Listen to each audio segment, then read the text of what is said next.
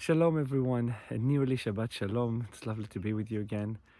Today is Adar the 17th, today is March the 10th, and we're about to read this coming Shabbat, the third portion from the end of the book of Exodus called Parashat Ki Tisa. And the portion tells us a story, a very sad story, a very meaningful, heavy story about the first sin that we've ever had as a nation, a terrible sin of replacing God, trying to replace God, of idol worshipping, the sin of the golden calf. Now, there is much to be said about that sin. A lot. There is much to be said about the attitude of the people. Who were the people who were actually suggesting to take action with that sin? Aaron's reaction, Moses' reaction, God's reaction. It's all very meaningful, and there are a lot of teachings around that.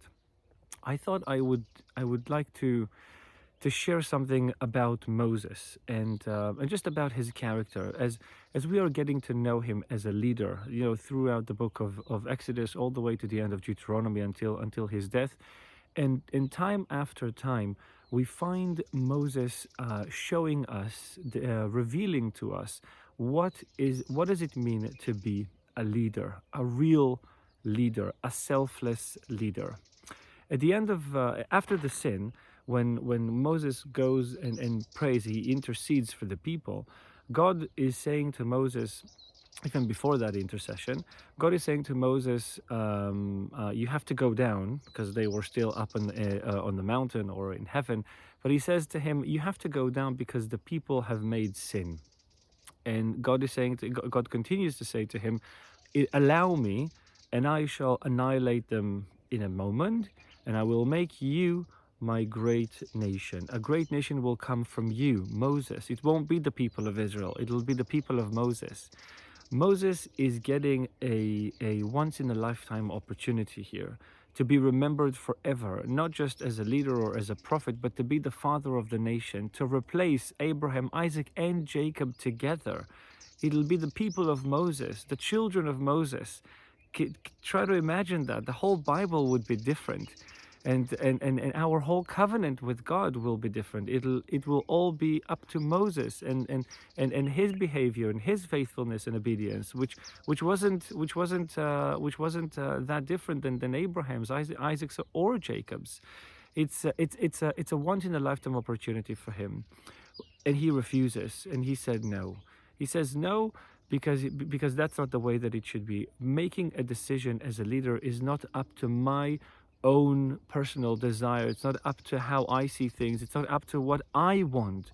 It's about what is right for the nation. It's about what is right for the world, not putting myself in the middle. And I think that today, as we are living in such a strong, dominant selfie culture, if you know what I mean. In a selfie culture, people take pictures of themselves all the time. Everything that they have in the background, it doesn't matter what it is. That's just the background of them. It's the one self which is in the front.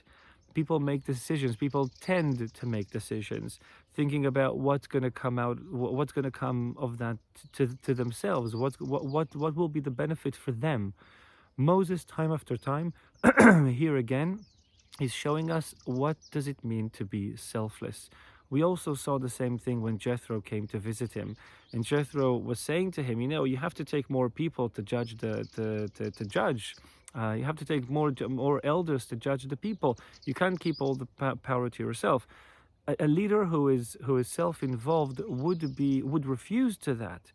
But not Moses. Immediately he goes and he does it. He doesn't care about the power that he himself possesses. We see it when in the book of Numbers, when the people, when the 70 elders prophesy, and there are two elders continuing to prophesy, Eldad and Medad, and Joshua, his servant. Joshua goes to Moses and he said, Eldad and Medad, they're continuing to prophesy. You have to stop them. They're not allowed to prophesy that much. And Moses is saying to him, are you Are you zealous for me? I don't need that kind of power. I wish all the people of Israel, all the people of God would prophesy the way I prophesy, that they would all have the Holy Spirit the way I have the Holy Spirit. It's not about him. It's not about himself. it's about the people, and it's about what is right. And most importantly, it's about God Himself. May we all live to be that selfless, and may we all have leaders who are that selfless, and may we see Him return to Zion very, very soon. Shabbat Shalom.